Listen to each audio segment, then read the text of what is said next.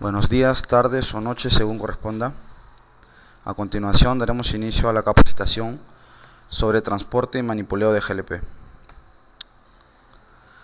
Iniciamos con lo básico. ¿Qué es el GLP? El GLP es una mezcla de hidrocarburos, o también lo podemos denominar un combustible, que está compuesto en su mayoría por propano y butano, siendo la relación más comercial 60-40, es decir, 60% de propano y 40% de butano.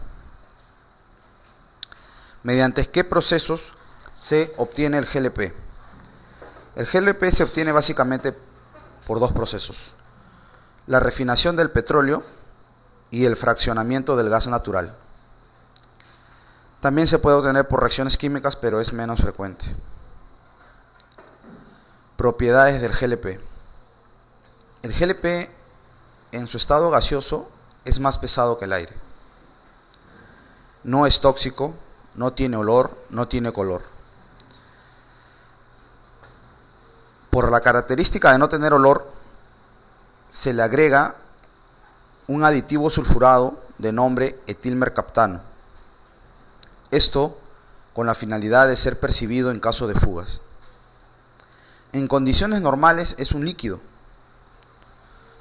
y la presión que ejerce el GLP dentro de su contenedor se incrementa de manera proporcional con la temperatura, ¿no? Es decir, a más temperatura, la presión de, por ejemplo, un cilindro aumentaría, ¿no? Todo cilindro o contenedor de GLP se debe de recargar como máximo al 85% de su capacidad. Válvulas.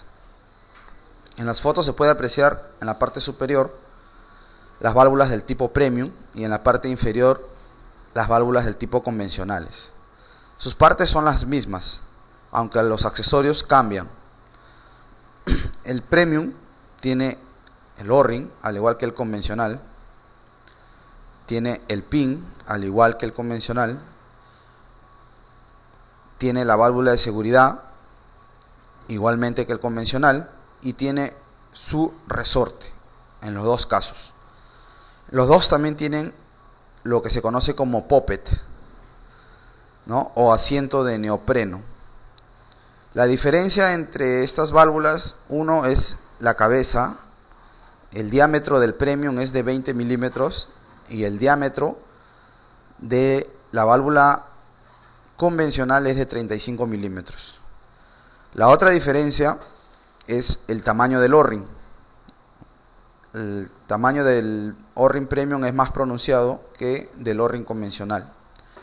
Así como también las válvulas premium llevan una guía en su resorte, cosa que no lo tiene el convencional, ¿no? Provocando muchas veces fallas de pin pegado o trabado, ¿no? Entonces, ¿cómo definimos una válvula o válvula de paso, ¿no? Dice que la válvula de paso semiautomática tiene la función de permitir el ingreso en estado líquido del GLP. Esto se da en plataforma al momento que el operario envasa el balón. Y en estado gaseoso, esto se da ya en la casa del cliente, ¿no? Cuando el cliente instala su regulador y levanta la llave, ¿no? La palanquita que se le conoce. Fugas en un cilindro. ¿Cómo se detecta la fuga en un cilindro? El mecanismo convencional es hacer uso de un kit de seguridad. El kit está conformado por una puntilla, ¿no? Que es una varilla que termina en punta, ¿no? Un probador, ¿no? Que simula ser el regulador del cliente, O-ring, ¿no? Para casos de fugas en O-ring, y agua jabonosa para poder detectar las fugas en el cilindro, ¿no? ¿Cómo se usa este kit? Con la puntilla se mueve el pin de manera vertical para poder limpiar cualquier impureza, ¿no? Con el probador y con el agua jabonosa nos ayuda a detectar fugas en el O-ring. De encontrar una fuga por O-ring picado, con la puntilla retiramos el O-ring y realizamos el cambio por uno nuevo. Además, el agua jabonosa también sirve para detectar fugas por hueco, ya sea en la base, en el cuerpo, ¿no?, o cerca al asa. Tener presente que las fugas en un cilindro mayor, en su mayoría, se da en las soldaduras, ¿no? Ya puede ser en los puntos de soldadura del asa, también en la unión central del cuerpo del cilindro, ¿no?, a donde se sueldan las tapas hemisféricas, así como también en la base, ¿no?, en los puntos de soldadura de la base. Clases de fuga en un cilindro. Podemos tener fuga por O-ring, por poppet, por el pin que está trabado o también que está incrustado, y en casos de hueco en el cuerpo, ¿no?, como ya lo hemos descrito. ¿Para qué sirve una válvula de seguridad? La válvula de seguridad, que en un cilindro, por ejemplo, de 10 kilos, está incluida también en la misma válvula de paso, ¿no?, que vendría a ser esta. Esta vendría a ser la válvula de seguridad, o cachito, como lo conocen los clientes. Esta válvula, en el caso de un cilindro, se activa a los 375 psi y sirve para aliviar la presión interna de un contenedor, ¿no? La presión interna de un cilindro normalmente es de 100 a 110 psi, ¿no?, y se podría incrementar en los casos, por ejemplo, de un incendio o en el caso de un día caluroso, por ejemplo, ¿no? En el caso de los tanques estacionarios, se activa cuando la presión alcanza los 250 psi, ¿no? En el caso del tanque, también de las cisternas o de los graneleros, la válvula de seguridad la vas a encontrar en la parte superior, ¿no?, y cumple la misma función que en un balón, ¿no?, aliviar la presión en caso de aumento de temperatura, ¿no? ¿Qué leyendas debe existir en un vehículo que transporta GLP? El rombo de la NFPA, ¿no?, que es un pictórico que nos muestra de manera alfanumérica y a través de colores y números, ¿no?, qué tipo de riesgo se está transportando en una unidad. Para el caso de GLP, el rombo lleva los números 1 y 40, como se puede apreciar en la imagen, ¿no?, y los números van desde el mínimo hasta el muy alto, ¿no? Por ejemplo, nuestras unidades que transporta GLP tienen este rombo, y al llevar un 1 en el espacio, en el rombo de color azul, significa que el nivel de riesgo en salud es mínimo. Y al llevar un 4 en el rombo superior de color rojo, significa que el nivel de inflamabilidad es muy alto, ¿no? Y al llevar un 0 en el rombo derecho de color amarillo, nos da a entender que el grado de reactividad es mínimo. Así se traduce o se lee los números en un rombo. Obviamente, para otros casos, para unidades que transporten combustible o otro tipo de compuestos, los números van a variar, ¿no?, dependiendo si lo que está transportando es inflamable o no es inflamable, es dañino para la salud o no. Como ya hemos dicho, el GLP no es tóxico, entonces no se le considera alto su nivel de riesgo contra la salud, ¿no? Otros. También en las unidades contamos con letreros o leyendas de gas combustible, no fumar, y el número de las Naciones Unidas, UN 1075, que al igual que el rombo, lo que busca es transmitir que se está transportando un tipo de gas. Partes de un cilindro. Tenemos el asa o protector de válvula, porque también cumple esa función de proteger la válvula, ¿no?, ante alguna caída, ante algún golpe. El cuerpo, ¿no?, el cuerpo que está formado por la unión de dos tapas hemisféricas con una soldadura al centro, y la base cilíndrica, además del gollete donde va enroscado la válvula, ¿no?, y la válvula propiamente dicha, ¿no? Pasos a seguir en casos de fuga de gas. Las recomendaciones para un cliente, ¿no?, y para todos en general es: en caso de fuga, no prender ni apagar las luces, ni ningún artefacto eléctrico, ¿no? Se ingresa a una habitación donde hay olor a gas, se detecta una fuga, y la luz está encendida, pues se debe dejar encendida, ¿no? Y si la luz está apagada, se debe también mantener así. Lo que se debe hacer es ventilar el ambiente de manera natural, abriendo puertas y ventanas, ¿no? En caso que la fuga sea por la válvula, se puede también usar un gas stop, ¿no?, y retirar el cilindro a un lugar ventilado, ¿no? Esto en caso también de que la persona esté capacitada, ¿no?, y siempre protegiendo el rostro y las manos, ¿no? De producirse fuego, bueno, apagarlo y obviamente llamar a los bomberos y también, ¿por qué no?, al distribuidor, ¿no? Al realizar el cambio de un cilindro vacío por uno lleno, ¿qué medidas o pautas debemos tener en cuenta? 1. Asegurarse de que no haya fuego en la habitación de la cocina. Cerrar el paso del gas con la palanquita de pase de la válvula reguladora. Verificar que todas las llaves del artefacto estén bien cerradas, en especial el piloto de la cocina si es que lo tiene. Sacar el regulador de la válvula de paso del cilindro vacío y colocar el cilindro lleno, pero antes agregar agua jabonosa de paso del cilindro lleno, ¿no? Esto, bueno, puede ser opcional, ¿no?, para no malograr el orden. Abrir el paso del gas moviendo la palanquita de pase del regulador, ¿no? Tener en cuenta que para casos de fuga de gas, o por ejemplo el caso de ingesta de GLP, y también para casos de quemadura,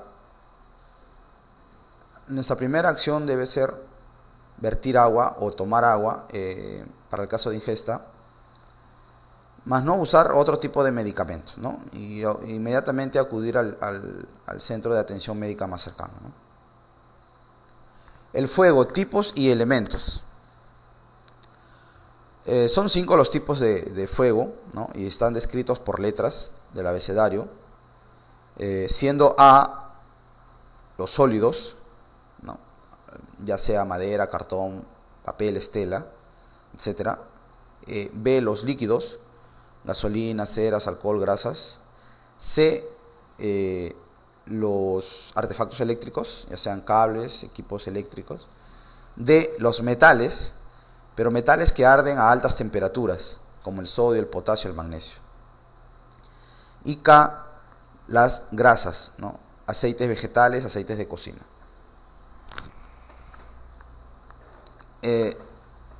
Con lo que respecta al punto B, los líquidos, bueno, en realidad es líquidos y gases. En planta pisco tenemos, por ejemplo, la pintura, ¿no?, que vendría a ser un líquido obviamente inflamable, el thinner también que se usa, y el mismo GLP, ¿no? Es por eso que alrededor de la plataforma tenemos 12 extintores del tipo BC, ¿no?, que apagan líquidos, y la C porque apagan también artefactos eléctricos, ¿no? A pesar de que todos los equipos eléctricos que tenemos en plataformas son antiexplosivos, ¿no?, y certificados, se debe contar como primera herramienta para atacar el fuego con extintores, ¿no? Y según reglamento deben ser 12.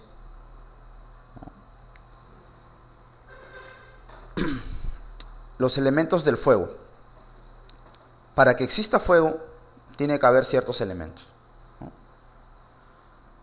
Por un lado tiene que haber un combustible, ¿no? Ya puede ser un líquido o un sólido, ¿no? Algo que se queme. Tiene que haber calor, ¿no? No necesariamente una chispa o el fuego, ¿no? Tiene que haber calor. Tiene que haber oxígeno, ¿no? que trabajaría como el comburente. Y al generarse el fuego tiene que haber una reacción química entre ellos, ¿no?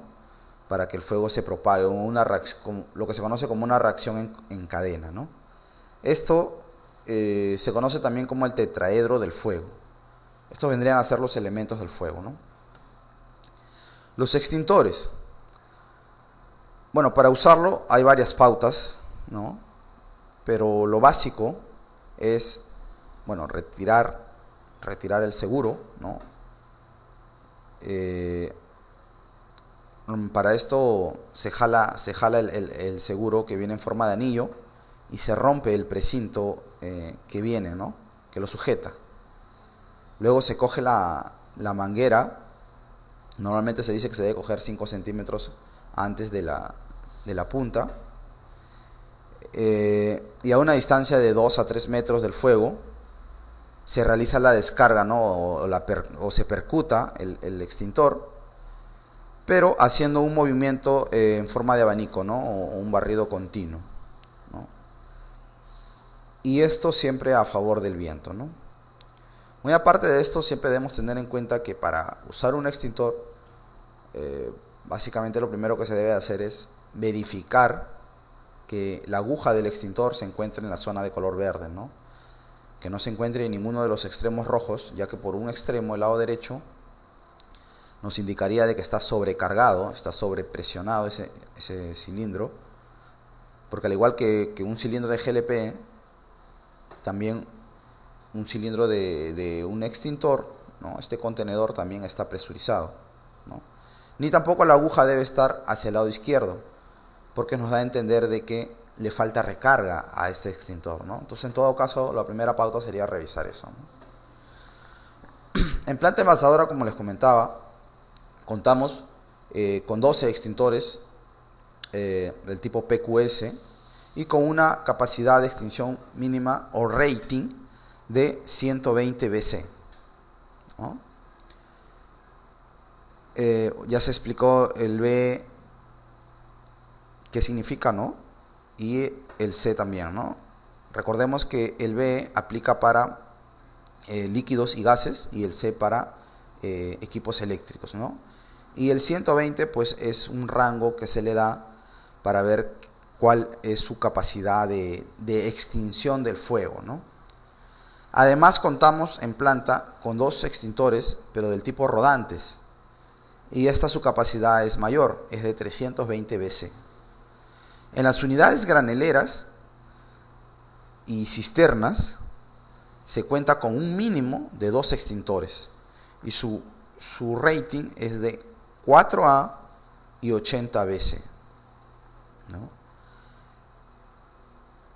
Para los medios de transporte o distribuidores en cilindros, ¿no? Para nuestras unidades que transportan los balones de repente de planta zonal y viceversa, se cuenta con un mínimo de un extintor portátil, ¿no? O se debe contar con un mínimo de un extintor portátil del tipo también PQS y con un rating de 4A 80 BC, ¿no? Al igual que los graneleros y cisternas.